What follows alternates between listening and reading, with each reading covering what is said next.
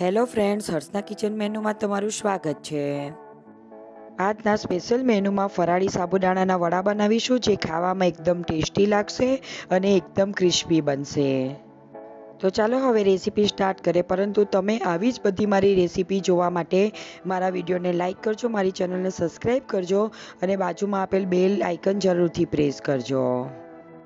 સાબુદાણાના વડા ક્રિસ્પી બનાવવા માટે તમે પરફેક્ટ પાણીના માપ સાથે સાબુદાણા પલાળશો તો તમારા સાબુદાણા ચોક્કસ ક્રિસ્પી બનશે। હવે સાબુદાણાના વડા બનાવવા માટે 1 કપ જેટલા સાબુદાણા લીધા છે। ત્યાર પછી એને એક બાઉલમાં ખાલવી નાખીશું અને ત્યાર પછી એને 3 થી 4 વખત પાણીથી ધોઈ લેવાના। હવે તમે જોઈ શકો છો, મેં અહીંયા સાબુદાણા ધોઈ લીધા છે।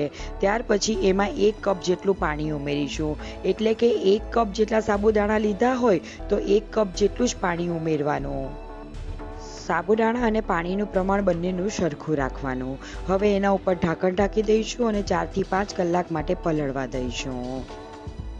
હવે 5 કલાક થઈ ગયા છે અને તમે જોઈ શકો છો સાબુદાણા એકદમ પરફેક્ટ પલળી ગયા છે અને હું એને આંગળી વડે દબાવું છું તો એકદમ આસાનીથી તૂટી જાય છે અને તમને સાબુદાણાના બધા દાણા છૂટા દેખાય છે। સાબુદાણા એકદમ છૂટા હશે તો જ વડા ક્રિસ્પી બનશે। તો ચાલો હવે સાબુદાણાના વડાનો મસાલો બનાવી લઈએ। તો પહેલાં સાબુદાણાને એક મોટા બાઉલમાં ખાલવી નાખીશું। હવે એમાં બાફેલા બટાકાને છીણી લઈશું અને મેં 3 મીડિયમ સાઇઝના બટાકા લીધા હતા, જે પહેલેથી જ બાફી લીધા હતા અને એને ઠંડા કરી દીધા હતા અને તમે એને હાથેથી પણ ક્રશ કરી અને નાખી શકો છો। હવે તમે જોઈ શકો છો, મેં અહીંયા બધા બટાકાને છીણી લીધા છે। ત્યાર પછી આપણે તેમાં મસાલા કરીશું। તો મેં અહીંયા 2 લીલા મરચાંને ઝીણા સમારી લીધા હતા, તો તેને ઉમેરી દઈશું। પછી એમાં અડધી વાટકી જેટલા અધકચરા ક્રશ કરેલા સિંગના દાણાનો ભૂકો ઉમેરીશું। પછી અડધી ચમચી જેટલું આદુની પેસ્ટ ઉમેરીશું। ત્યાર પછી તેમાં સ્વાદ પ્રમાણે મીઠું ઉમેરીશું અને મેં અહીંયા સિંધો મીઠું ઉમેર્યું છે। ત્યાર પછી તેમાં 3 થી 4 ચમચી જેટલી ઝીણી સમારેલી લીલી કોથમીર ઉમેરીશું। સાબુદાણાના વડાનો સ્વાદ થોડો ચટપટો લાગે એટલા માટે મેં અહીંયા 1 ચમચી જેટલી ખાંડ ઉમેરી છે। પછી એમાં 1 ચમચી જેટલો લીંબુનો રસ ઉમેરીશું અને ઉપવાસમાં તમને ચટપટા સ્વાદવાળા સાબુદાણાના વડા ખૂબ ભાવશે। હવે ત્યાર પછી આ બધા મસાલાને વ્યવસ્થિત રીતે મિક્સ કરી લઈશું।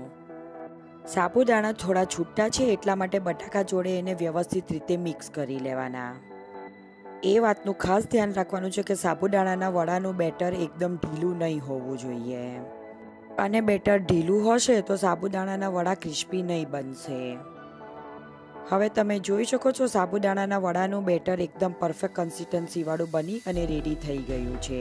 તો ત્યાર પછી આપણે એની ટિક્કી બનાવી લઈશું। તો તેના માટે મેં અહીંયા હથેળી પર થોડું તેલ લઈ લીધું છે। ત્યાર પછી બંને હાથને તેલવાળા કરી લેવાના અને એમાંથી એક નાનો લુવો લઈશું અને એને ગોળ કરી લેવાનો।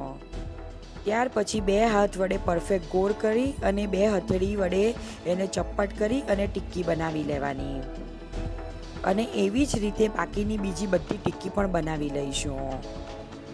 અને ટિક્કીને થોડી ટાઈટ બનાવવાની છે, જેથી તળતી વખતે પેણીમાં ફાટી નહીં જાય અને છૂટી નહીં પડી જાય।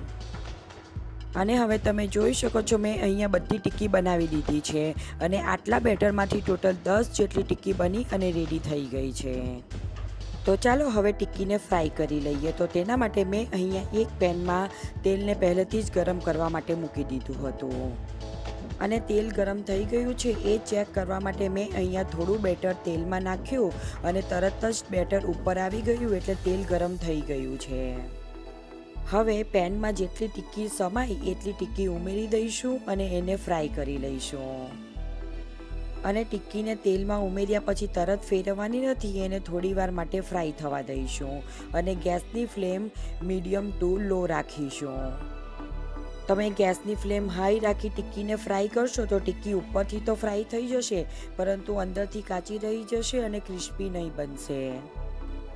હવે લગભગ 1 મિનિટ જેવું થઈ ગયું છે, તો હવે આપણે ટિક્કીને પલટાવી દઈશું અને એને ચેક કરી લઈશું। હવે તમે જોઈ શકો છો એક બાજુથી ટિક્કી ફ્રાય થઈ ગઈ છે, તો હવે એને બીજી બાજુથી પણ ફ્રાય થવા દઈશું।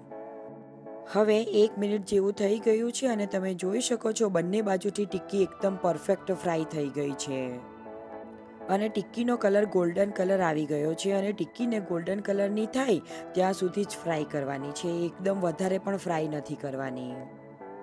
હવે ટિક્કીને એક પ્લેટમાં ટીશ્યુ પેપર મૂક્યું છે, એના ઉપર કાઢી લઈશું જેથી બાકીનું તેલ પણ ટીશ્યુ પેપર ઉપર ઓબ્ઝર્વ થઈ જાય અને એવી જ રીતે બાકીની ટિક્કી પણ ફ્રાય કરી લેવાની। અને તમે જોઈ શકો છો મેં અહીંયા એવી જ રીતે બાકીની બધી ટિક્કી ફ્રાય કરી લીધી છે અને હું તમને નજીકથી બતાવું તો બધી બાજુથી વ્યવસ્થિત એક સરખી ફ્રાય થઈ ગઈ છે અને એના ઉપર તેલ પણ બિલકુલ રહ્યું નથી, એકદમ કોરી પડી ગઈ છે। તો ચાલો હવે એને સર્વ કરી લઈએ। તમે સાબુદાણાની ટિક્કીને ફુદીના અને કોથમીરની ચટણી જોડે પણ સર્વ કરી શકો છો, પરંતુ ઉપવાસ છે એટલા માટે મેં અહીંયા એને દહીં જોડે સર્વ કરી છે। ઠંડા દહીં જોડે તમે સાબુદાણાની ટિક્કી ખાશો તો એકદમ ટેસ્ટી લાગશે। તો તમે પણ આ રેસીપી જરૂરથી એકવાર ટ્રાય કરજો અને તમને જો મારી રેસીપી પસંદ આવે તો મારા વિડીયોને લાઇક કરજો, મારી ચેનલને સબસ્ક્રાઈબ કરજો અને બાજુમાં આપેલ બેલ આઇકન પર ક્લિક કરજો જેથી બાકીની બધા નવા વિડીયોની નોટિફિકેશન તમને મળતી રહે। ફરી મળીશું એક નવી રેસીપી સાથે। Thank you for watching my video.